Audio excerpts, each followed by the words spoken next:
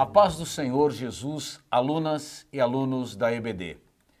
Não esqueça de duas coisas. Primeiro, de compartilhar essa aula com o maior número de pessoas possível e, em segundo lugar, que as aulas presenciais para a classe de adultos já foram retomadas em todas as nossas congregações.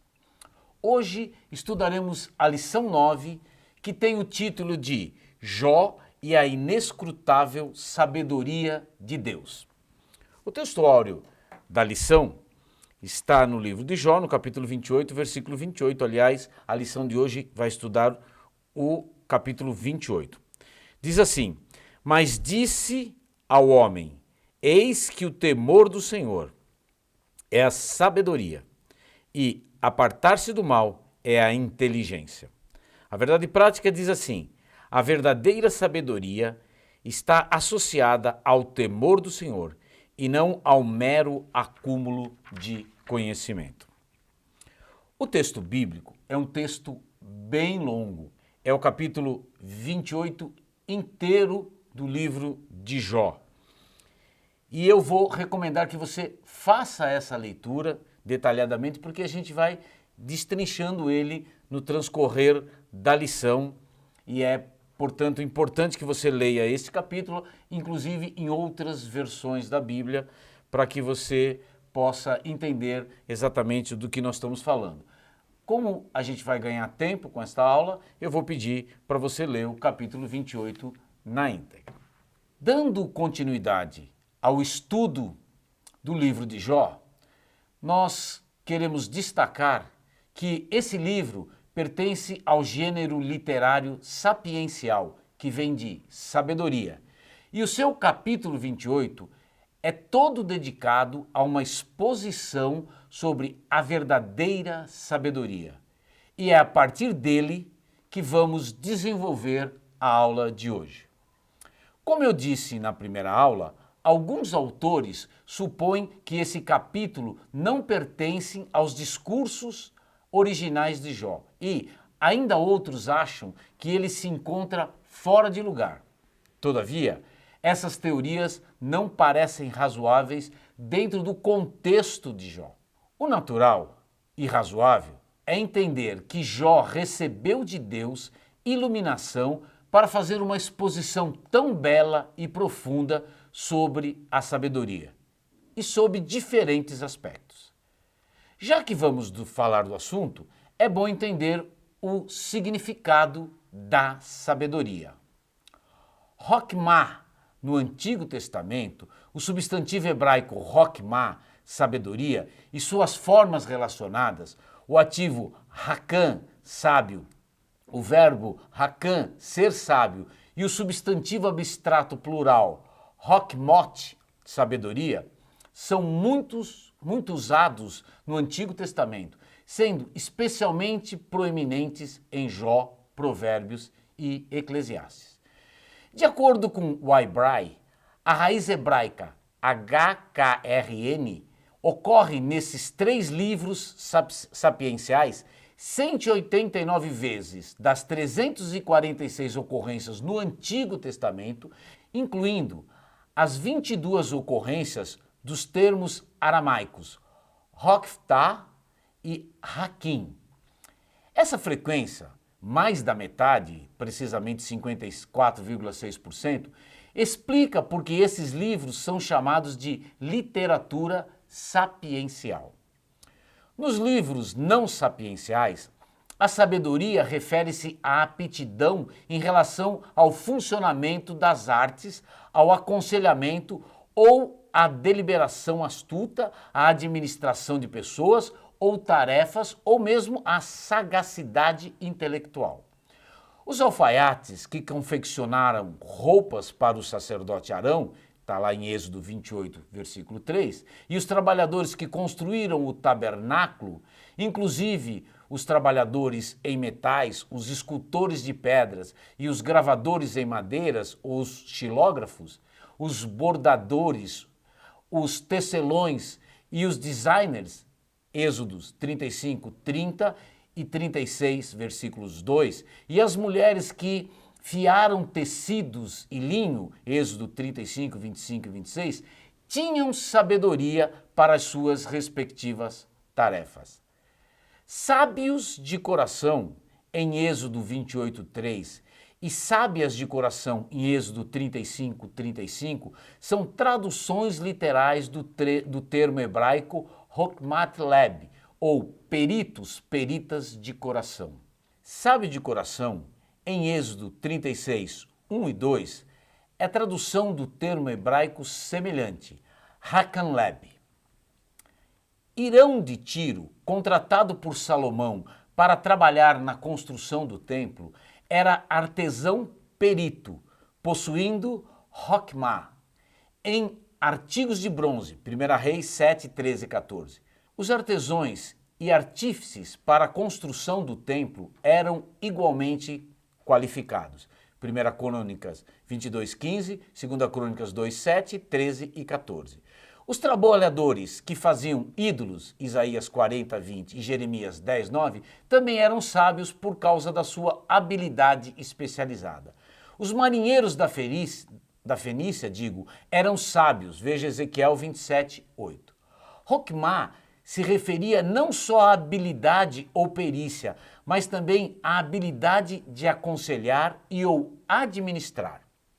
Os anciões da tribo ou das tribos, Deuteronômio 1, 13 e 15, José e Daniel, nos seus altos cargos administrativos, a gente vê Gênesis 41, 31 a 39 e Daniel 5, 1, 11 e versículo 29 também, Josué em Deuteronômio 34, 9 e o rei Salomão em 1 Reis 3, 12, 28 e 5, 7 e 10, 23 e 24, eram homens de sabedoria com a responsabilidade de exercer justiça, tomar decisões certas e proporcionar liderança.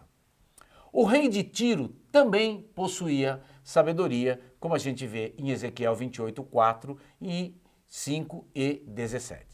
Hokmah, às vezes, conota astúcia ou sagacidade, como no conselho dado por Jonadab em 2 Samuel 13, 3, pela mulher de Tecoa em 2 Samuel 14, 2 e pela mulher de Abel Bet-Maaca, 2 Samuel 20, 14 e 16. O Egito tinha sábio nos dias de José, Gênesis 41, 8, e nos dias de Moisés, em Êxodo 7, 11. E a Babilônia tinha sábios nos dias de Daniel. Tem vários versículos em Daniel que nos mostram isso.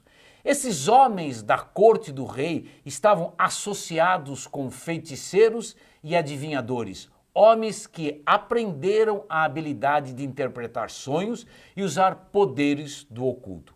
Faraó também teve conselheiros sábios, tempos mais tardes, como a gente vê em Isaías 19, 11.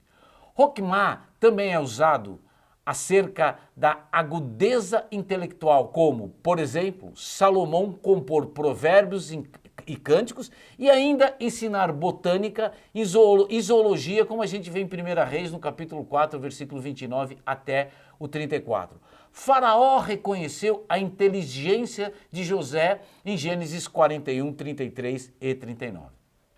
Ter sabedoria, portanto, é pensar bem e agir bem em qualquer empreendimento realizado, seja secular ou espiritual. Deus é a principal fonte de todo o bom pensamento e de toda boa realização, pois seu Espírito vive no homem, é expresso nele e conduz o caminho.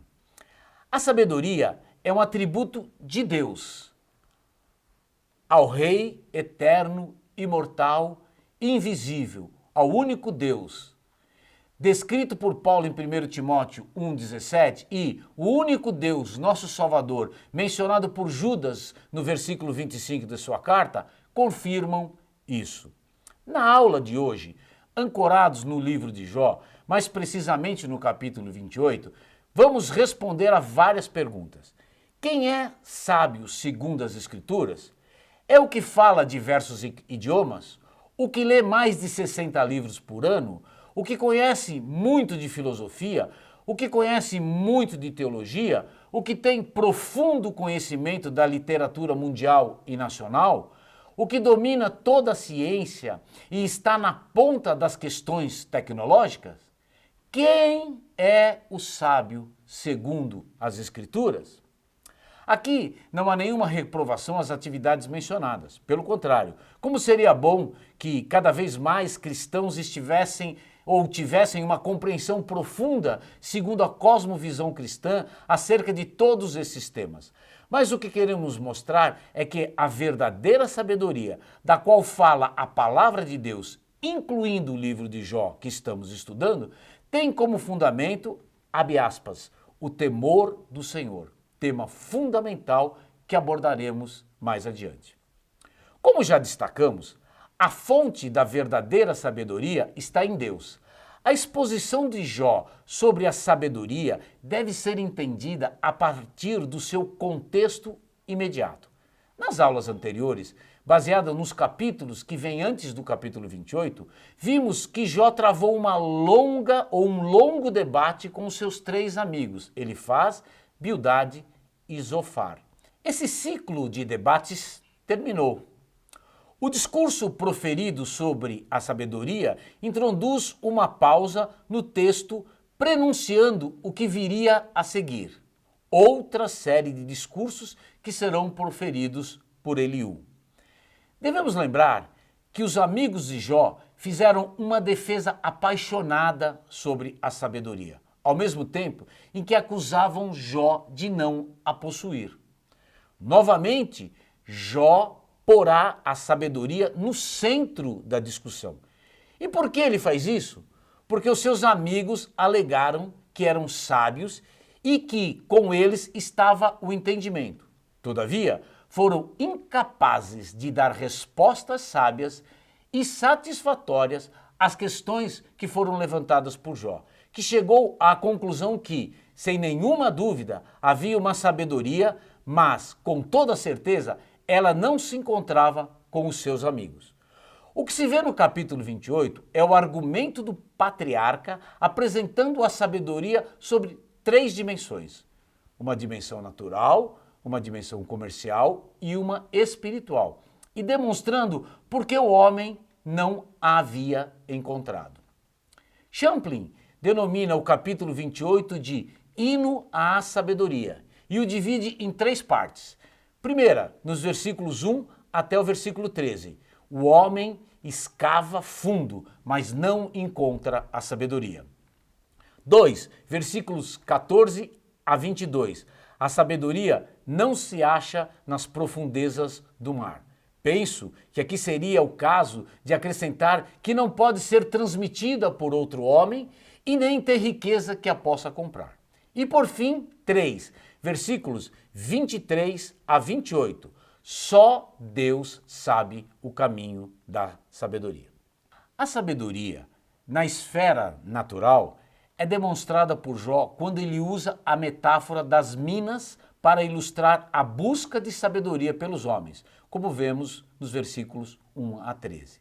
Pela narrativa de Jó, percebemos que o homem já tinha demonstrado surpreendentemente competência técnica mesmo naquele tempo longínquo.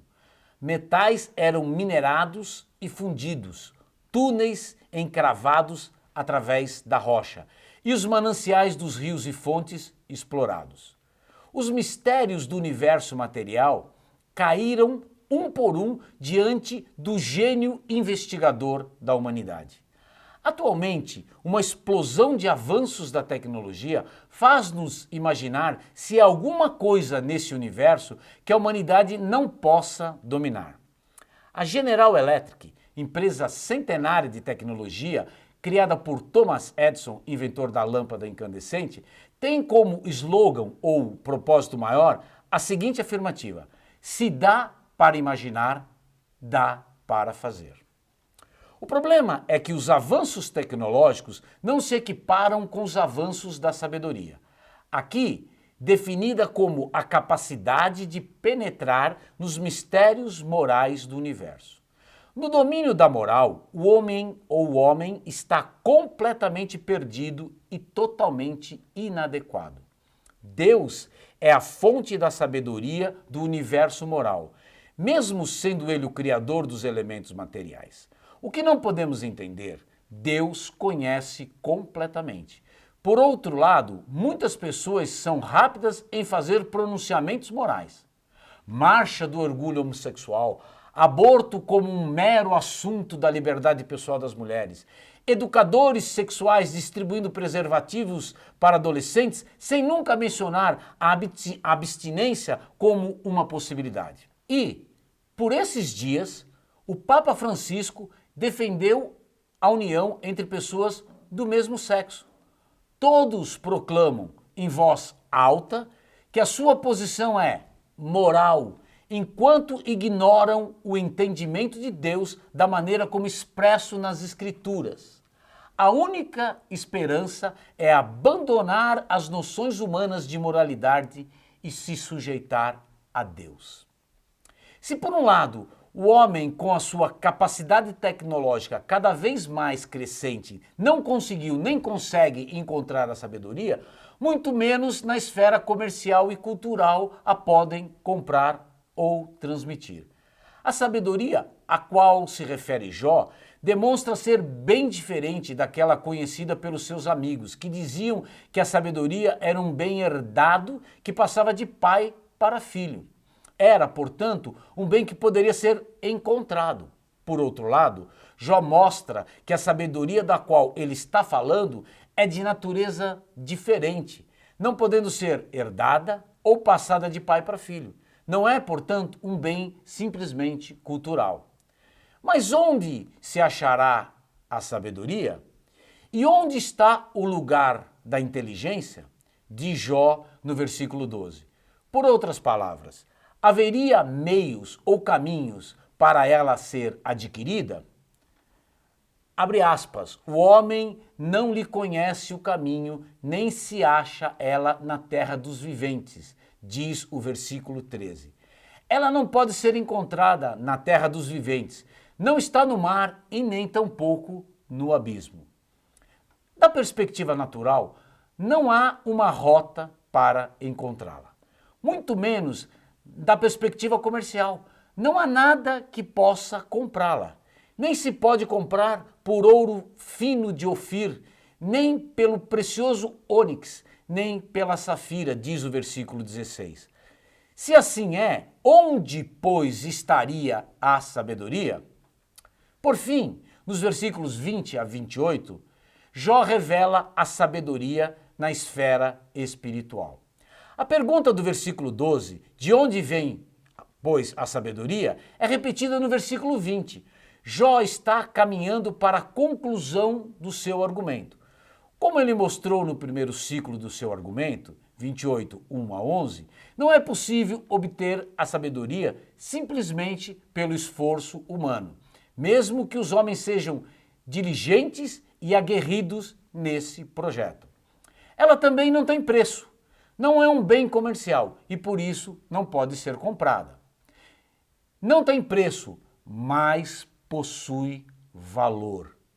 Ela é um bem imaterial, na verdade, espiritual. Não pode ser adquirida por meio da tradição, mas por revelação. Não é um produto humano, mas um produto divino. No versículo 28 do capítulo 28, lemos: Mas disse ao homem, eis que o temor do Senhor é a sabedoria, e apartar-se do mal é a inteligência. Aqui está o clímax da argumentação de Jó sobre a sabedoria e a sua origem. Ela é divina, não apenas divina, mas também relacional. Vou repetir, ela é divina e relacional. Jó mostra não apenas a origem da sabedoria, de onde ela vem, mas também delineia o caminho que nos conduzirá até ela. Deus é a fonte da sabedoria e o temor do Senhor é o meio de chegar-se até ela. Jó, portanto, distancia-se dos seus amigos no conceito do que seja sabedoria, digo. Em vez de ser produto de uma tradição fria, a sabedoria era revelada e encarnava-se na experiência humana. Quem teme ao Senhor foi iluminado e achou o caminho do entendimento. Esse, sim, é um sábio de verdade. Esse é o maior de todos os bens.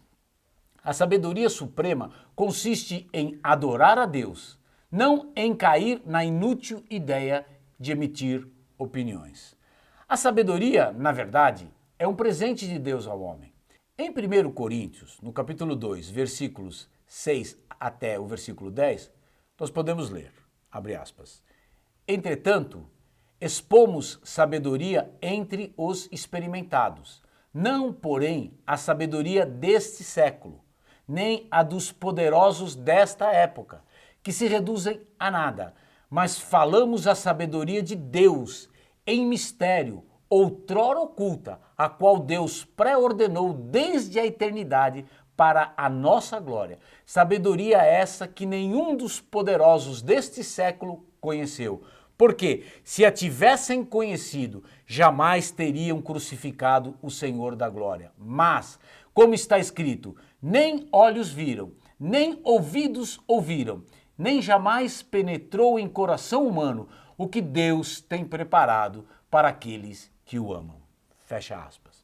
Veja também Atos 6:10, 1 Coríntios 12:8, Efésios 1:17, Tiago 1:5, 3:15 até o 17, que a sabedoria é um presente de Deus ao homem. Embora no Antigo Testamento a sabedoria seja personificada nos livros sapienciais e mostrada como tendo existido eternamente em Deus, como a gente vê em Provérbios 8, 22 e até o 30, por exemplo, ela sempre foi centrada na pessoa do Senhor Jesus Cristo.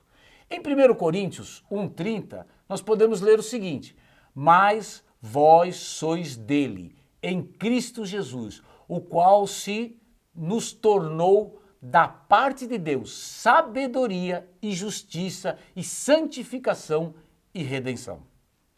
Confirme essa afirmação lendo também Colossenses 2, 2 e 3 e Lucas 11, 49. Cristo, em sua natureza humana, cresceu em sabedoria e em estatura, em graça para com Deus e os homens, como vemos em Lucas 2, 52. Mas, em sua natureza divina, como vemos em Isaías 11, 2, repousava sobre ele o Espírito cétuplo, cujo principal atributo é a sabedoria. Como resultado, os homens perguntaram, de onde veio a este a sabedoria? Como a gente vê lá em Mateus 14, 54 e Marcos 6, 2. Não percebendo que alguém maior que Salomão estava ali. O apóstolo Paulo escreve que Jesus Cristo é o poder e a sabedoria de Deus, destacando que a vida e a morte dele eram o sábio plano da salvação de Deus, como a gente pode ler em 1 Coríntios 1, 24. Tudo quanto os homens podem conhecer acerca da verdadeira sabedoria, precisam conhecer em Cristo. Pois para os homens, Cristo é a sabedoria de Deus.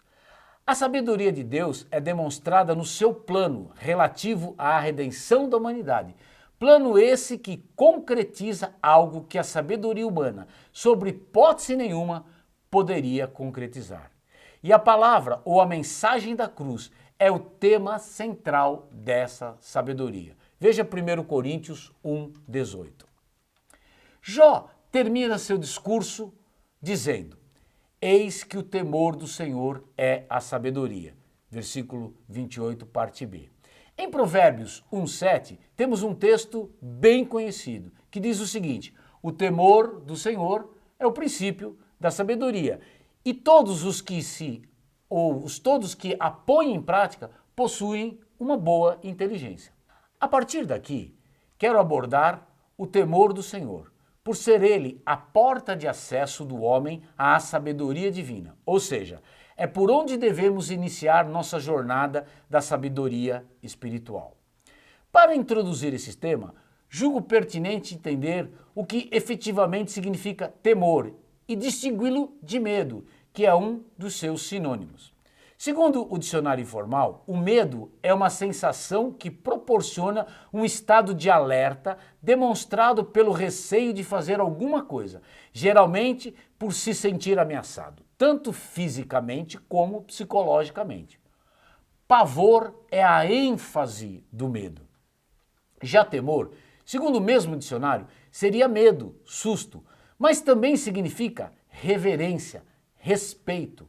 No temor, portanto, não há ênfase no pavor. Em Jó 28, a palavra traduzida para o português como temor é irá. E, segundo Strong Numbers, também significa medo. Mas na Bíblia tem um sentido de temor, referindo-se a Deus, respeito, reverência, piedade e reverenciado. A mesma palavra é utilizada por Salomão em Provérbios 1 e 7, que acabamos de citar. A raiz primitiva utilizada em Jó e em Provérbios, segundo Strong, é derivada da mesma palavra que aparece em Deuteronômio 6, 1 e 2, Yahé, que significa temer, reverenciar e também inspirar reverência ou temor ou respeito piedoso. Deuteronômio 6, 1 e 2 diz o seguinte: Estes, pois, são os mandamentos, os estatutos e os juízos que mandou o Senhor, vosso Deus, para se vos ensinar, para que os fizesseis na terra a que passais a possuir, para que temas ao Senhor, teu Deus, e guardes todos os seus estatutos e mandamentos, que eu te ordeno, tu e teu filho e o filho de teu filho, todos os dias da tua vida, e que teus dias sejam prolongados. Fecha aspas. Um mandamento frequente ao povo de Deus no Antigo Testamento é temer ao Senhor. É importante que saibamos o que esse mandamento significa para nós como crentes. Somente à medida que verdadeiramente tememos ao Senhor é que seremos libertos da escravidão de todas as formas de temores anormais e satânicos. O mandamento geral de temer ao Senhor inclui uma variedade de aspectos do relacionamento entre o crente e Deus. Primeiro, é fundamental, no temor a Deus, reconhecer a sua santidade, justiça e retidão como complemento do seu amor e misericórdia. E conhecê-lo e compreender plenamente quem ele é. Veja, Provérbios 2 e 5. Esse temor baseia-se no reconhecimento que Deus é um Deus santo cuja natureza inerente o leva a condenar o pecado. Segundo, temer ao Senhor é considerá-lo com santo temor e reverência e honrá-lo como Deus por causa da sua excelsa glória, santidade, majestade e poder. Em Salmo 33, versículos 8 e 9, o salmista, na sua inflexão a respeito do Criador, declara explicitamente, abre aspas, tema toda a terra ao Senhor, temam-no todos os moradores do mundo, porque falou e tudo se fez, mandou e logo tudo apareceu. E terceiro, finalmente, o verdadeiro temor a Deus leva o crente a crer e confiar exclusivamente nele para a salvação. Por exemplo, depois que os israelitas atravessaram o Mar Vermelho, como em terra seca, e viram a extrema destruição do exército egípcio, abre aspas, temeu o povo ao Senhor e creu no Senhor, como a gente vê em Êxodo, capítulo 14 e versículo 3. Do mesmo modo, o salmista conclama a todos os que temem ao Senhor, confiai no Senhor, Ele é o vosso auxílio e o vosso escudo. Ver Salmo 115, versículo 11. Por outras palavras, o temor ao Senhor produz no povo de Deus esperança e confiança nele.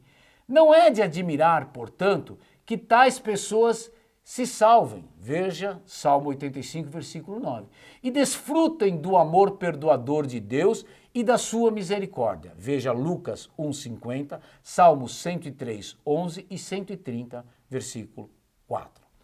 O temor de Deus é muito mais do que uma doutrina bíblica, ele é diretamente aplicável à nossa vida diária de muitas maneiras. Primeiro, Se realmente tememos ao Senhor, temos uma vida de obediência aos seus mandamentos e damos sempre um não estridente ao pecado.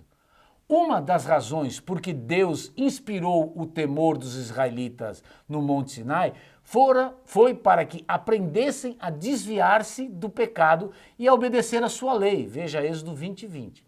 Repetidas vezes, no seu discurso final aos israelitas, Moisés mostrou o relacionamento entre o temor ao Senhor e os serviços e obediência a Ele. Veja, vários versículos, Deuteronômio 5:29, 6, 2, 10, 12, 13, 4, 17, 19 e 31, versículo 12.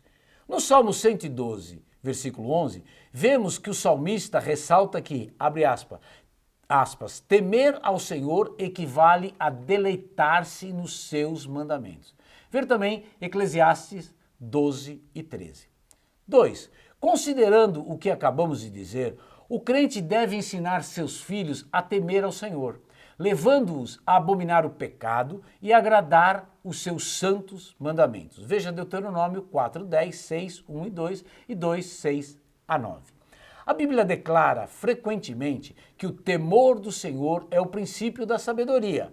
Ver Salmo 111, versículo 10, Provérbios 9 e 10, além dos textos que já citamos e lemos. Um alvo básico na educação dos nossos filhos é que vivam segundo os princípios da sabedoria estabelecidos por Deus. Provérbios 1 até o versículo 6. Ensinar os filhos a temerem ao Senhor é um primeiro e decisivo passo. 3. O temor de Deus tem um efeito santificante sobre o povo de Deus. Assim, como há um efeito santificante na verdade da palavra de Deus, como vemos em João 17:17, assim também há um efeito santificante no temor a Deus. Esse temor inspira-nos a evitar o pecado e a desviarmos do mal. Veja Provérbios 3:7, 8:13 e 16:6. Ele nos leva a ser cuidadosos e comedidos no que falamos. Vamos a Provérbios de novo. Capítulo 10, versículo 19, Eclesiastes 5:2, versículo 6 e versículo 7 também. Ele nos protege do colapso da nossa consciência, bem como da nossa frieza moral. 4. O temor do Senhor motiva o povo de Deus a adorá-lo de todo o seu ser. Se realmente tememos a Deus, nós o adoramos e o glorificamos como o Senhor de tudo. Veja Salmo 22, versículo 23. Davi equipara a congregação dos que adoram a Deus como os que o temem. Salmo 22 e 25. O Novo Testamento vincula diretamente o temor de Deus ao conforto do Espírito Santo. Veja Atos 9, 31. Por outro lado, os que temem ao Senhor e guardam os mandamentos dele têm experiência profunda de proteção espiritual na sua vida e da unção do Espírito Santo. Tem certeza de que Deus vai livrar a sua alma da morte, como está lá no Salmo 33, veja o versículo 18 e 19. Que a exata compreensão do que significa temer ao Senhor transforme muitos corações presentes em muitas igrejas e que os, abre aspas, crentes que só estão nos templos com medo do inferno, sejam restaurados e impelidos a temer ao Senhor de verdade, com a intenção de ter com Ele um relacionamento espiritual sem precedentes, que só os que adquiriram a revelação da sabedoria de Deus vão alcançar.